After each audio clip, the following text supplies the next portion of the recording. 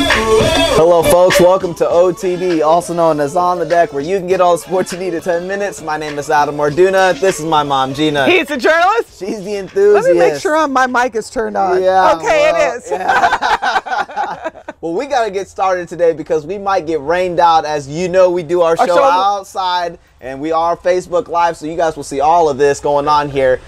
Today is Throwback Thursday. Happy Throwback Thursday. Happy Throwback Thursday. Yeah, she's rocking Big 12. And the old K-State logo. Yeah, exactly. I have my K-State representing. And that's your official K-State gear. This is, one of my first K-State shirts I ever got, so I felt like this would be a good retro Throwback Thursday shirt for today's show. And as our title implies, we're going to talk about Tim Tebow and Tony Romo today on our Throwback Thursday. The double T's, or triple T's, really. So everyone is talking about Tim Tebow and his debut with the New York Mets, which really took place during the fall as he got signed during this year's football season. Yes. And he did decent, actually, for the fall league. And everyone knows within the fall leagues, it's kind of that... It's like a tournament-style play. Yeah, it is. It's a tournament-style play, but it's kind of the intro to the guys that have a legitimate future to the MLB. These guys are double, AAA players, and then potential guys that will be playing for the respective ball clubs. I think the format is they get together, they work out in the morning, they have lunch, and then they play a bunch of games in the afternoon. Exactly. So that's the fall league, and Tim did that. Yeah. He apparently did pretty well. Did. I think he batted like 2-something and, mid-twos, 250, 260. He hustled and worked hard. Yeah, exactly. And so he was on swole, though. He was super swolled up. And so anyway, now we're fast forward to springtime. This is spring season for the MLB. Our Kansas City Royals are in Surprise, Arizona right now. Yay, and then there's the World Baseball Tournament, which is going on between various different countries. Obviously, the USA is a part of that.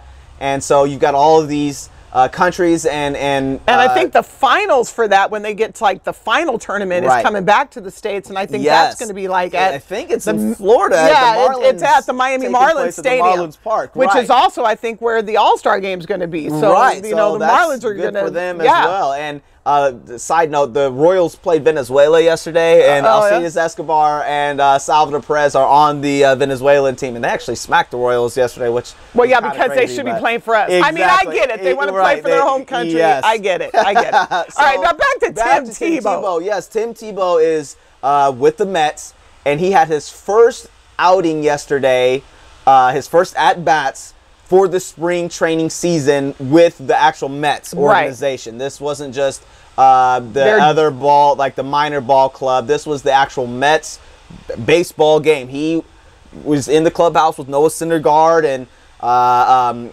some of the other major players for the Mets, and he got to bat at 8 in the 8th spot as the DH. And so this was his first real chance to show what he had.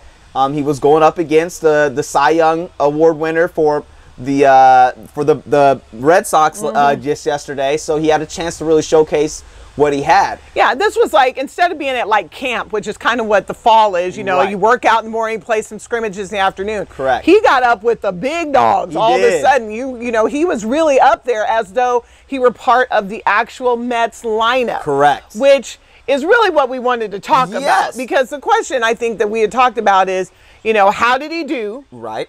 Was it fair for him to get that shot? And what do we expect to happen next? Right, exactly. And so with those three questions, the big thing is, is it fair for Tim Tebow to get this opportunity to just jump up after really not even being within the ball club or their organization for very long, to automatically now he's invited, not only is he invited to spring training, but now he's in the lineup with basically a lot of the starters for the New York Mets. What do you initially think here with this? Well, I'm going to say, of course, I don't think it's fair. And part of it is I have a personal reason. There's a young man that we're very close to. We love. His name is Jack Polly. Yes. I'm going to put him on full Front Street right now. He is playing for University of Northern Colorado, and the young man has just scrapped and scraped his whole life. He has got an athlete's body, a pro-style body, and when he's hitting, he is killing the ball. Right. But he has gone through high school. He played every club team he could be on, went to JUCO, and now he's at a D1 school, and he's doing well. Yes. Like, you know, he's getting some press for that. But what's not happening is,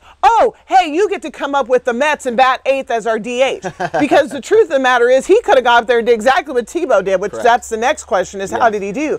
But my point is, there is so many people out there scrapping and scraping and hitting and clawing just to get a shot to get looked at by a scout. And here's Tim Tebow wearing his baby brother's T-shirt and pants, you know, looking juicy, who gets to just jump right in there. And listen, people have been telling me, oh, life's not fair, blah. I got to say this. Fairness resides in the hearts of human beings. We could say, here's the rules and everyone has to follow them. But everybody's like, oh, life's not fair. Get over it. I'm not going to get over it. I want life to be fair. I want somebody like Jack Pauly or any of these other kids out here hustling and scraping, or grown men trying hard to get their shot. Why does Tim Tebow get to jump to the front of the line? I'm not cool with it at all. Right. Well, and I think a big reason for that clearly is, you know, he's a great marketing tool. That he's got a lot of supporters from a lot of people. And so the Mets see this as an opportunity to sell jerseys, get people excited for their team, and then maybe get some jersey sales out of it. And so they're kind of using him as a pawn, because regardless of if it works out or not, people are talking about the New York Mets. So again, the second question is you know, how do you think, how did he do? You know, what do you think? He did exactly what I expected. He struck out, grounded out, got hit by a pitch. I mean, he did. And again, back to the fact, I know a lot of guys who could go up there, strike out, ground out, and get hit by the pitch. That's how he did. Yes. And and then I guess the follow-up to that one with the third question is, how do you think he will do from here on out? Well, I'm going to let you answer that. Okay. Well, the question is, how do you think he'll do from here on out? I don't think he's going to do anything else. I think this is it. This is his run. I will be surprised if they continue to keep him up there. I think he needs to be at a AA level. Michael Jordan barely got up to the AA level. I just don't, like we said, the fairness of it all. There are so many other athletes and baseball players that have been doing this for so long, and now all of a sudden Tim Tebow wants to be a baseball player, and he gets to jump up and hit in the lineup with all the major guys in spring training. Well, I will add one more to that. I think that's where he'll end up double. I think they'll do AAA, and then I think what will happen is on, you know, Super We Need to Make Money night, they'll bring him up for one night only at the DH spot, Tim Tebow, and sell out a bunch of jerseys. But I agree with you. Well, we'll see what happens moving forward. That was thunder, by the way. That was thunder. That was thunder. Okay, so we have 2 minutes left here. Let's talk about Tony Romo here really quickly. Tony Romo got released. Tony Romo Jones, as we like to call him. Jerry Jones's other son. Jerry Jones's, yes, other son, yes, has now been released, and he is a free agent, and he is open on the market. And there was a ton of teams out there that were initially looking at him. Now it's like, I don't know. There's a lot of reasons for why people should take him and shouldn't take him. I'm just glad the Chiefs are now, for the most part, off the board when it comes to thank goodness. Well, I think the questions we talked about was, did you see this coming, and where do you think he'll land? Right, exactly. So ask me if I saw this coming. Well, did you see this coming? Absolutely not. Ask me that question. Do you think it? Did you see it coming? I did not. Okay, no, go ahead. Yes. We didn't see this coming because I thought there was no way Jerry Jones was going to let go of his prize pig. I mean, I just Tony didn't. Romo Jones. Tony Romo Jones. I never thought it was. As a matter of fact, we were prepared to come and do the show where we were like, he'll be in a star on his helmet. No way. He's I never released. Saw this happening. Never get traded. That tells you what we don't know. This is like me predicting wins and losses in the NCAA tournament. I don't know. Okay. Well, what do you think where do you think he will land from this point forward? You know what? I think he might land at Houston because they have a gentleman's agreement. He won't go within the division. But quite frankly, if all of a sudden nobody else wants him, he better go where he can go. Exactly. But I think I think he's going to land at Houston. They know they can sell tickets. They know that he can't hurt them. And Houston had everything but a quarterback last year.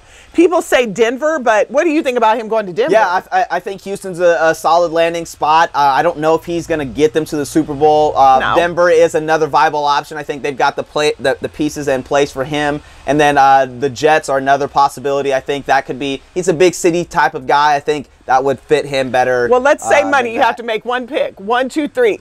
Houston. Denver. Okay. I think Denver for well, sure. We'll see.